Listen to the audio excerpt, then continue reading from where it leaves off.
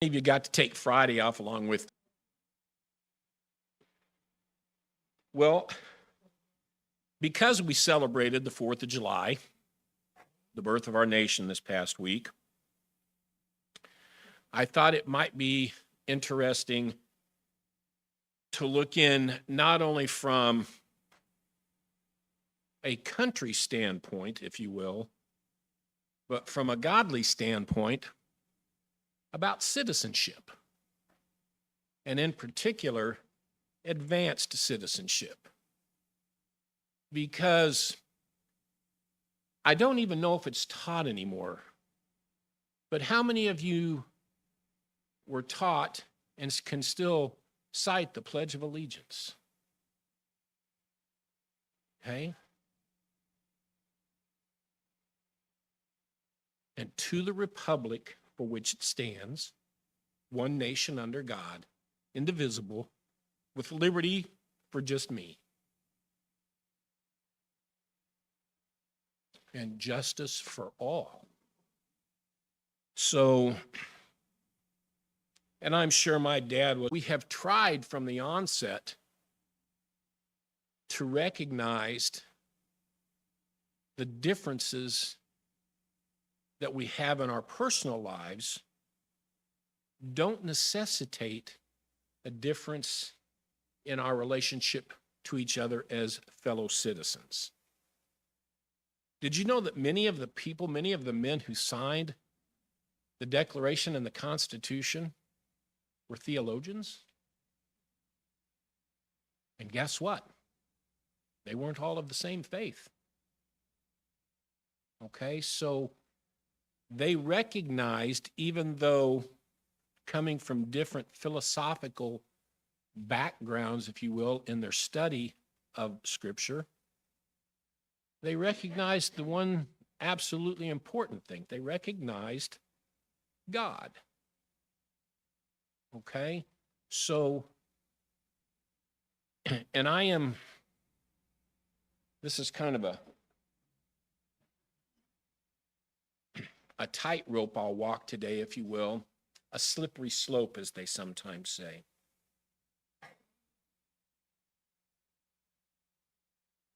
Authority comes from God and applies to the way we regard our government and others who are in positions of authority. Where do citizenship and Christianity meet? And a lot of people have struggled with this question. There are some who seem bent on convincing us that the two should never meet, that a person's religious convictions shouldn't interfere with his civil life. Should the president talk about his relationship with Jesus? Should judges allow their Bible-shaped morals to affect their decisions? Should you expect a city council to apply Christian standards to a city?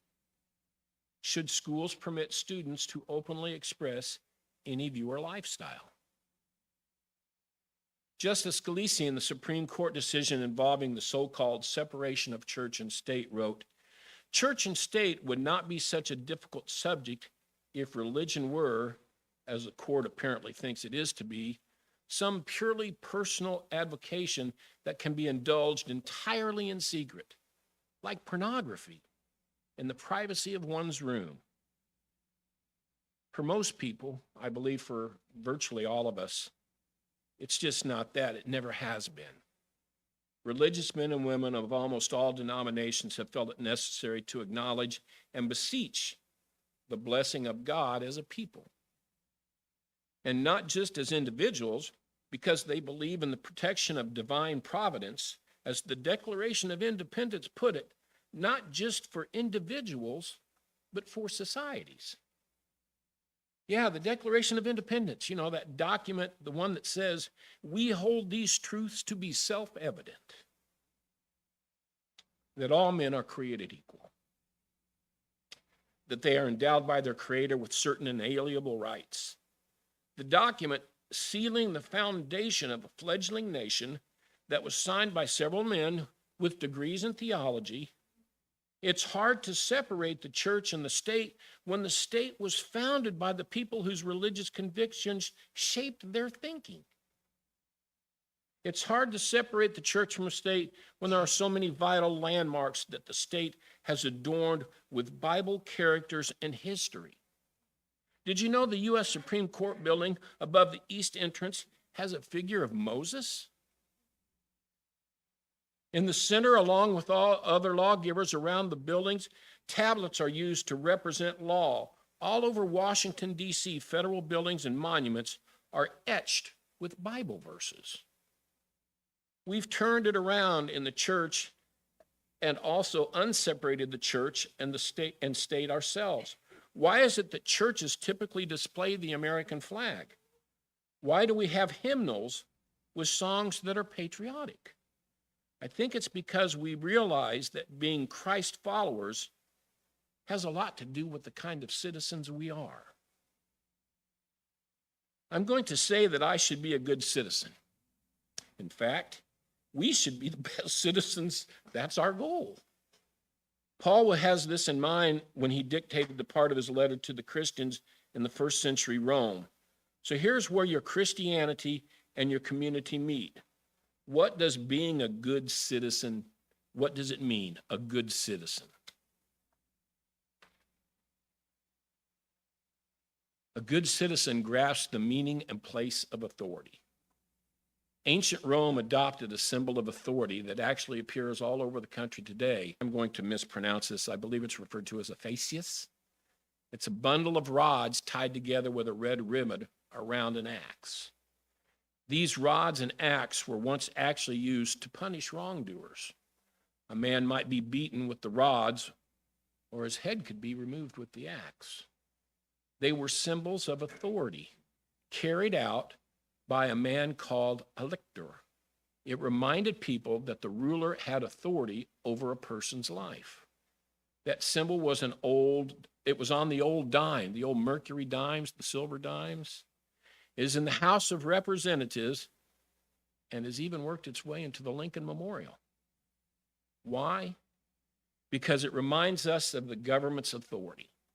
That means the government has the moral right to tell us what to do. That's what authority is. The moral right to prescribe action, to tell someone what they need to do. I look around and I see how many people struggle with the nature of authority. Imagine the people to whom Paul was writing. Many of them were slaves. All of them were citizens of an empire that was being led by a corrupt emperor, and Paul tells them from Romans 13, 1 through 2, everyone must submit himself to the governing authorities, for there is no authority except that which what? God has established. The authorities that exist have been established by God. Consequently, he who rebels against the authority is rebelling against what God has instituted, and those who do so will bring judgment on themselves. It's from God. You might not want to hear this news. You might wish that Paul would say something else like, since we all that Nero is a bad guy, let's not worry about what he has to say. Why should we anyway? You might want to hear him say, hey, slavery is wrong. Don't bother being a good slave because those whole slavery thing is just messed up. Instead, Paul says you have to submit yourself to the governing authorities. If you don't, it's not just opposing people, it's opposing God. And here's that slippery slope.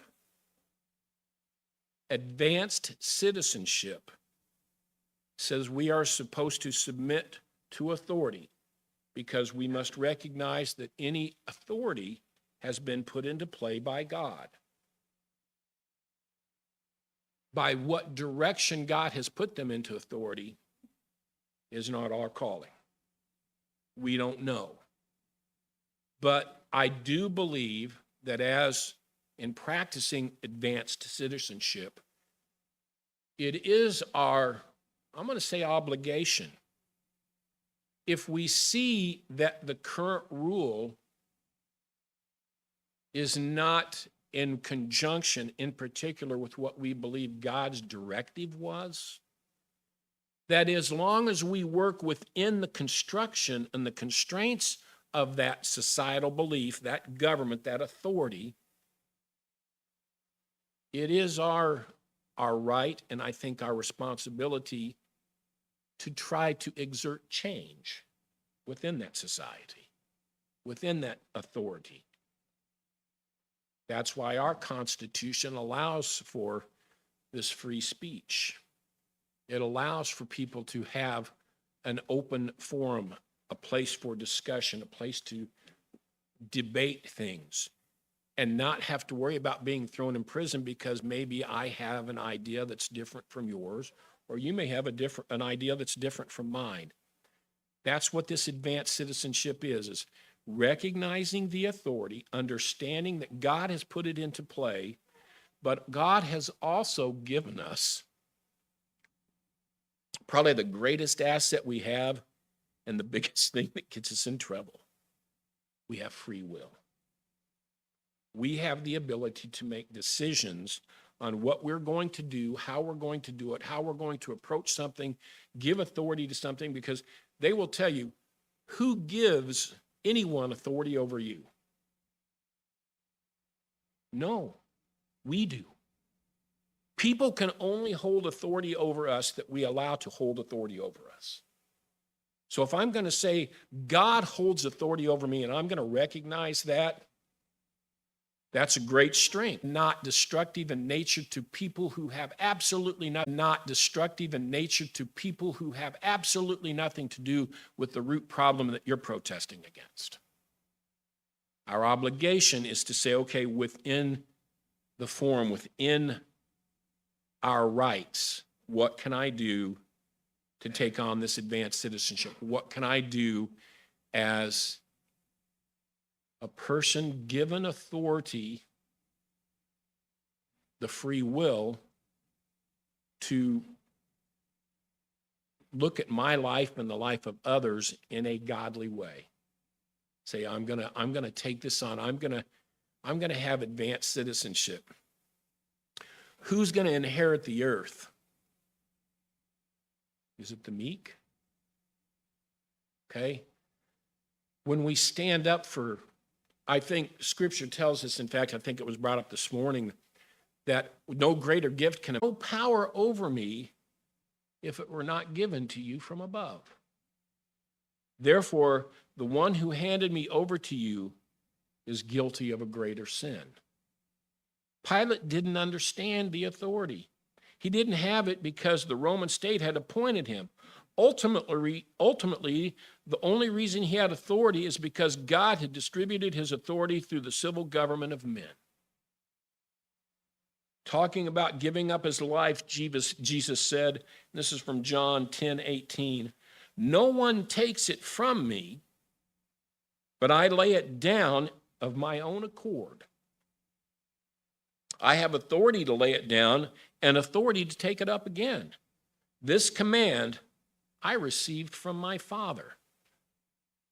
So he's recognizing, Christ recognizing, look, I've got this authority. It isn't anything that's yours. I have the authority to do this. To help us understand the place that authority should hold in our minds, the Gospels share a story with us from the life of Jesus. There was an army official, a centurion. We're all familiar with the story. He has a sick servant at home, and he comes to ask Jesus' help. When Jesus offers to go and help, it's that anymore. Social studies, I don't know what they call it now, probably current events. But one of the situations came up and says, young person, and I'm sure they were influenced by their parents or whoever were close in their family, about a particular person that had been elected to president that year. Imagine that. And how they didn't like that person, and they just didn't want to hear anything they had to say or do anything they had, didn't want to obey them, gonna rebel against them. And I believe the best way to approach that, and we discussed it that day, is you may not respect, and I think that's a reasonable word to use, you may not respect the person that holds a particular office of authority, whether it be at a local, a state, a federal, an international level, whatever it is. You may not respect or like that person. or at least their political aspirations. You may not like them, but you have to respect the position. You have to respect the position. How did they get put into that position?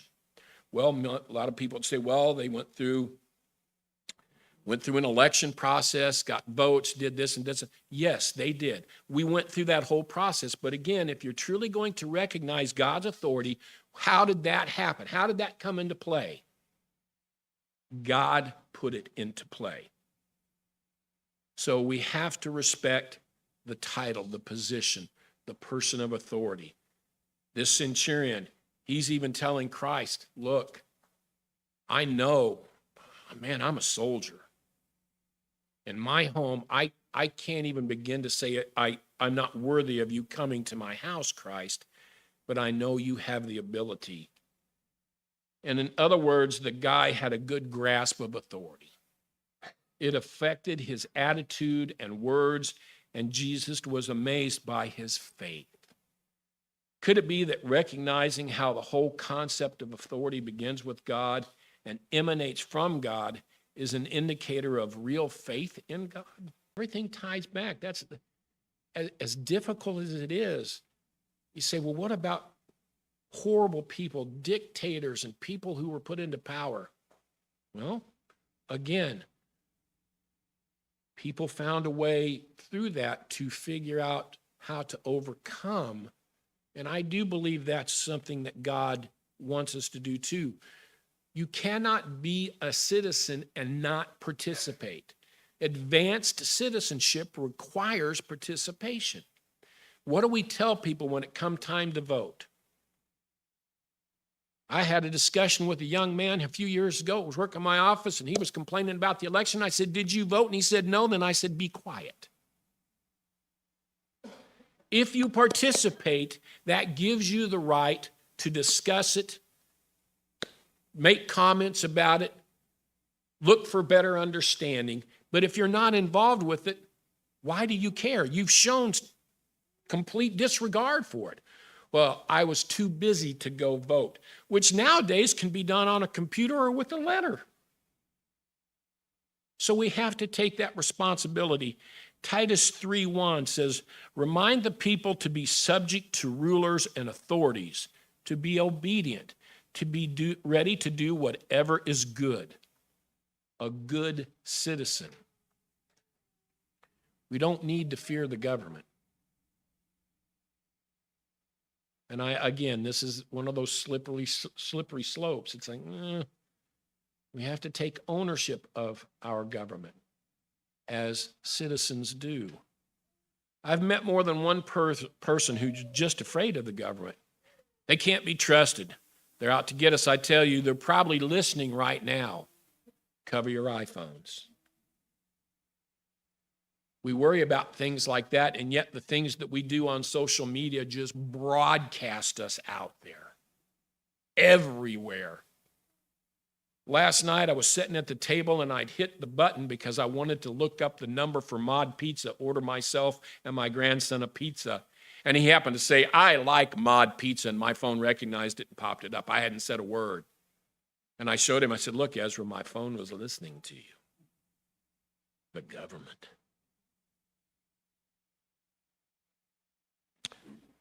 In general, those same people are the people who've done something that ought to make them afraid of governing authorities.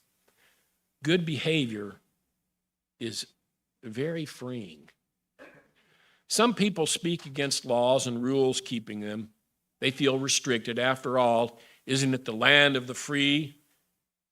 See what Paul wrote in the first century in Romans 13:3-4. For rulers hold no terror for those who do right, but for those who do wrong. Do you want to be free from fear of one in authority? Then do what is right, and he will commend you.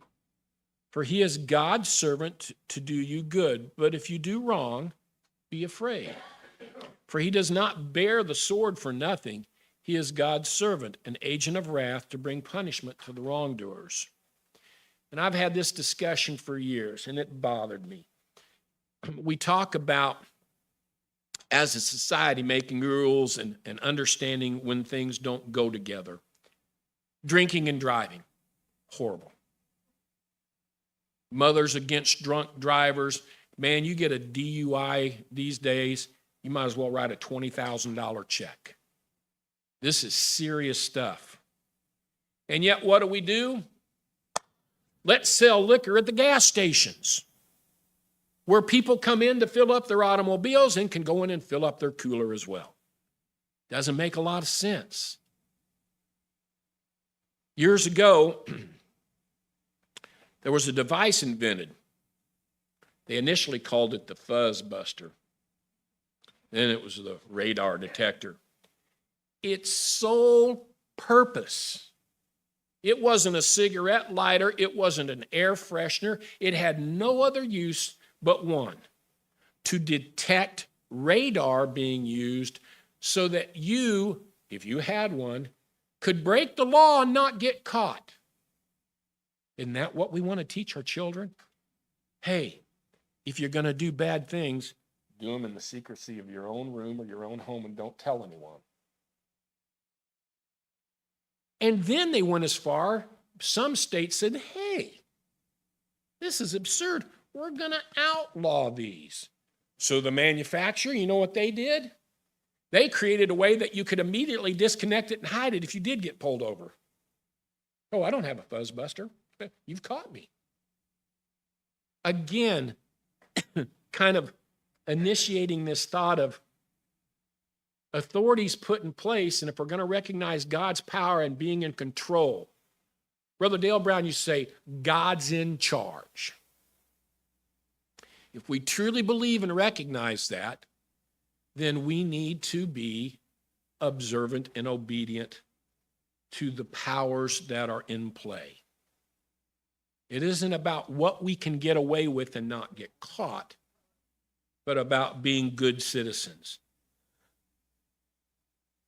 It sounds like a lot of stress to have a fuzz buster, hopefully on a temporary mount so you can hide it if you do get pulled over, to make sure that you don't get a speeding ticket.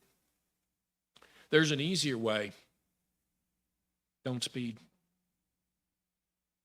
There's an easier way. Don't drink and drive. There's an easier way. Don't lie. Dad always told me, he says, you know, when you lie, you got to be really good. Because when you lie, you got to remember all the different things that you said to the various people to cover the lie. But he said, when you tell the truth, all he says you got to do is, he says, you were there when you said it. You know what you said. Tell the truth. Again, it's places of authority. We can break it down. It's not just about a society, but the individuals that make up that society. Because how we treat the society as a whole should reflect on how we treat the society as individuals. Authority is a minister for God to do you good, so don't be afraid unless you do something wrong. Then what should you do?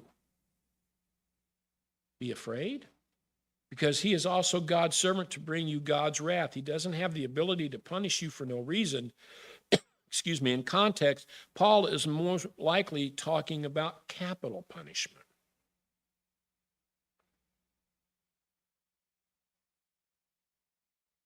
Whose idea was it to punish people who do wrong? Who suggested that bad behavior deserves punishment?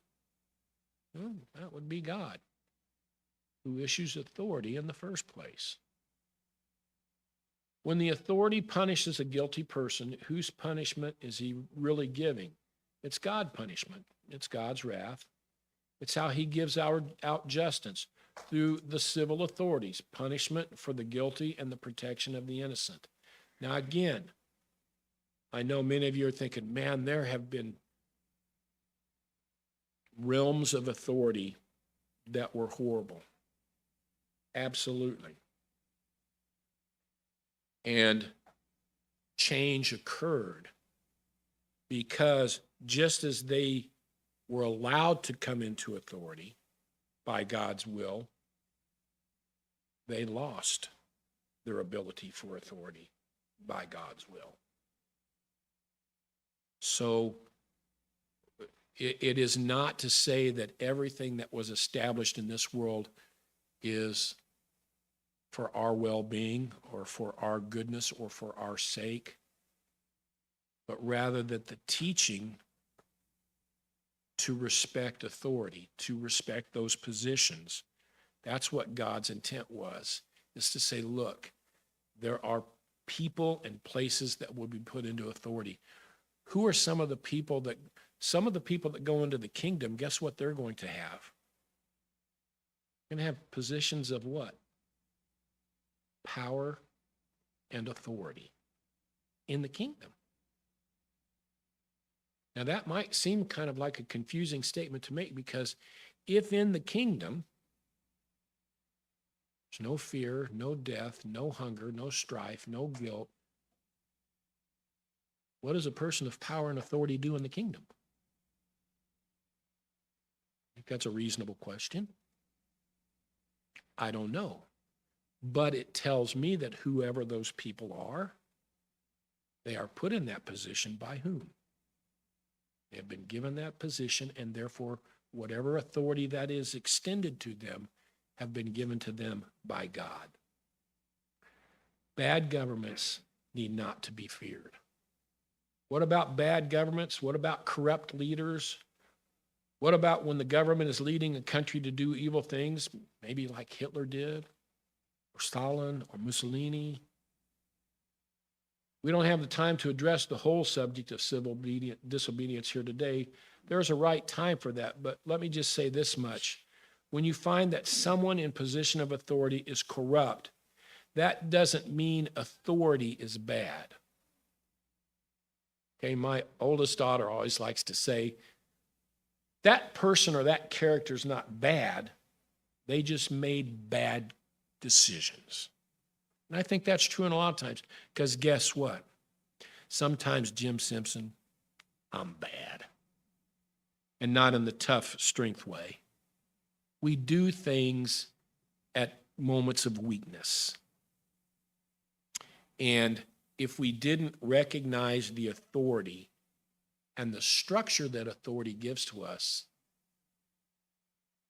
how could we ever offer penance? Who would we go to? Well, I'm going to go to the authority that established the authority. I'm going to go to God. I recognized him. And we have to, again, that's the thing about this, and I knew it was going to be difficult when I started. I thought, man, I do not want to upset people or think that I'm telling them that, hey, governments are always good. No, what I'm saying is that God directed us to recognize authority, to do what we can within that authority while maintaining the advanced citizenship of being good citizens, doing what was right, doing what was fair, doing what was good, initiating change where that opportunity was given to us, where we could use our power as citizens collectively to perhaps make change happen.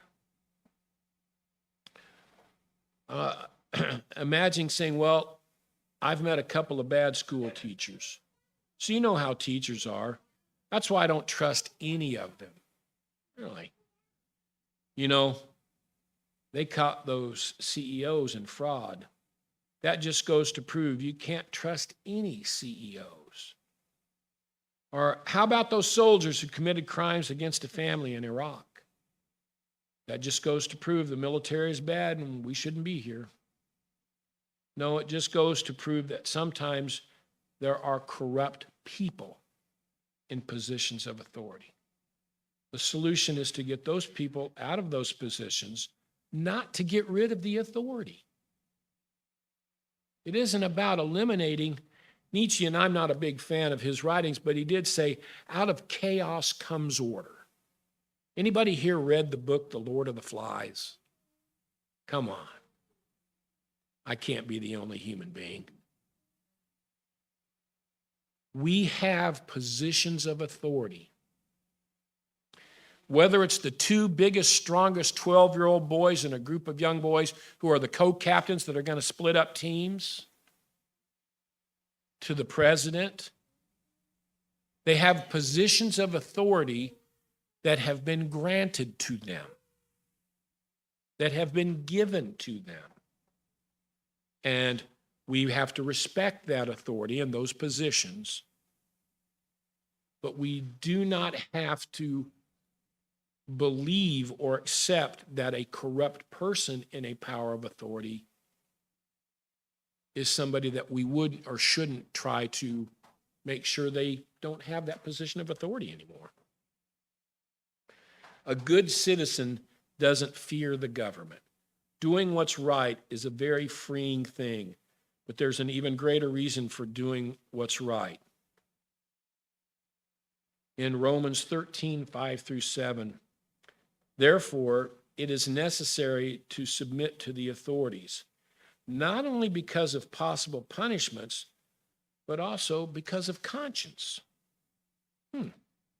This is also why you pay taxes, for the authorities are God's servants, who give their full time to governing. Give everyone what you owe him. If you owe taxes, pay taxes. If revenue, then revenue. If respect, then respect. If honor, then honor. We should do right just because it's right. I'm afraid that too often we ask the question, does it work to make our decisions for us? The first question ought to be, is it the right thing to do? I love the situation. Quit worrying about who's right and concentrate on what's right. 2 Peter 11 through 15. Dear friends, I urge you as aliens and strangers in the world to abstain from sinful desires, which war against your soul. Live such good lives among the pagans that though they accuse you of doing wrong, they may see your good deeds and glorify God on the day he visits us. Submit yourself for the Lord's sake to every authority instituted among men, whether to be a king, a supreme authority, or to governors who are sent by him to punish those who do wrong and to commend those who do right. For it is God's will that by doing good, you should silence the ignorant talk of foolish men. There are more important reasons to do what's right than just not getting into trouble. Not getting into trouble is good. Trust me, I've been in a lot of trouble in my life, and not being in trouble is a good thing. But there's that person in the mirror that you have to live with. There's also your unchristian friends who don't need for you to provide them with excuses to ignore Jesus any longer. We should help the government be what it should be. We should pay our taxes, respect those who lead. One of the purposes of paying taxes is to free up those who lead so they can devote themselves to being good leaders. I like to think that can still happen. Christians ought to be the most informed about issues that are facing our nation. We ought to be those who turn out in the greatest numbers to vote. We also ought to be praying for those who lead. And in Timothy 2, 1 through 2, I urge then, first of all, that requests, prayers, intercession, and thanksgiving be made for everyone, for kings and all those in authority, that we may live peacefully and quiet lives in all goodness and holiness. The kind of citizens we are goes way beyond being patriotic, beyond being U.S. citizens. After all, in Jesus, we're actually citizens of a different country. Our visas for this stay are temporary. While our government argues and quibbles over what to do about making illegal aliens accepted citizens or workers or something else, I'm trying this morning to make sure that we conduct ourselves like we're aliens, not just to this country, but to the whole planet, longing for a better country, a kingdom one. Thank you.